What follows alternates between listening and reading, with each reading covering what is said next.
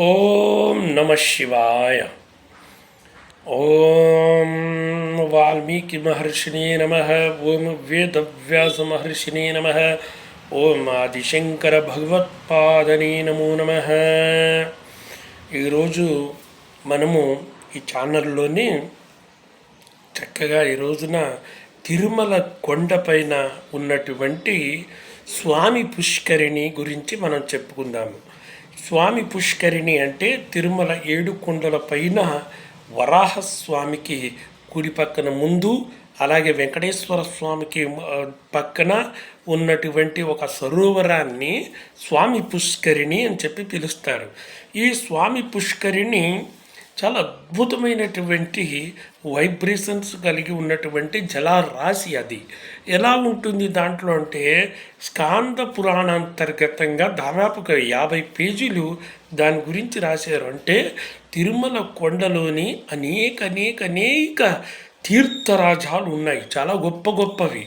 తుంబుర తీర్థము, కుమార తీర్థము, చక్ర తీర్థము, ఇలాగా దాదాపు ఎన్నో 64,000 తీర్థాలు ఉన్నాయి. ప్రధానంగా 64 చాలా ముఖ్యమైనటువంటి 12 ఇంకా ముఖ్యమైనటువంటి తీర్థాలు ఆ కొండలలోనే అని చెప్తూ ఉంటారు.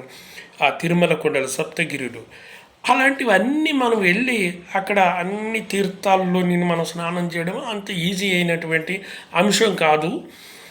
ఆ తీర్థాలన్నీ కూడా ఆవాహనమైపోయి ఈ ఒక్క తీర్థంలోనంటే స్వామి పుష్కరిణిలో కలుస్తాయి అని చెప్తారన్నమాట.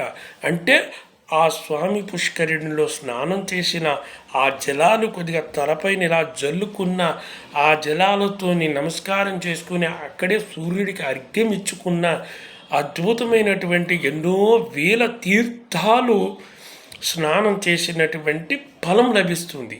అంతే కూడా కాకుండా ఈ స్వామి పుష్కరిణిలో స్నానం చేయడం వల్ల 12 నదులకి పుష్కరాలు వస్తూ ఉంటాయి. ఈ 12 నదుల పుష్కరాలు చేసినటువంటి ఫలితము ఈ ఒక్క స్నానం వల్ల ప్రాప్తమవుతుంటుంది. అంత గొప్పది ఈ స్వామి పుష్కరిణి గురించి. అందువల్ల ఎప్పుడైనా సరే మీరు తిరుపతి వెళ్ళినప్పుడు ఎంత బిజీ షెడ్యూల్ ఉన్నా ఎలాగున్నా ఆ స్వామి పుష్కరిణిలోకి కొద్దిగా మెల్లిగా దిగి నమస్కారం చేసుకుని అక్కడ వీలైతే స్నానం చేయండి. అన్ని ఏర్పాట్లు చేశారు టీటీడీ వారు. అక్కడ చక్కగా ఆ స్వామి పుష్కరిణిలో స్నానం చేసి అక్కడ నేను చెప్పినట్టు అక్కడ ధ్యానం చేసుకుని నమస్కారం చేసుకుని ఆ పక్కనే వరాహస్వామిని దర్శనం చేసుకుని తర్వాత వెంకటేశ్వర స్వామి దర్శనం చేసుకుని ఆ తిరుమల కొండలపైన ఉన్నటువంటి సమస్తమైనటువంటి టెంపుల్స్ అన్నీ దర్శనం చేసుకుని వచ్చినప్పుడు అద్భుతాలు జరుగుతాయి.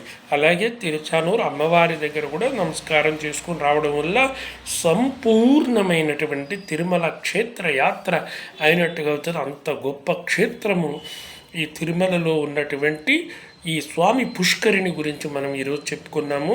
ఎప్పుడు వీలైతే అప్పుడు చక్కగా వెళ్ళినప్పుడు మాత్రం ఆ స్వామి పుష్కరిణికి నమస్కారం చేయడము, దాంట్లో స్నానం చేయడం, ఆ తీర్థ జలాల్ని స్మరించడం వల్ల సర్వశుభాలు కలుగుతూ ఉంటాయి.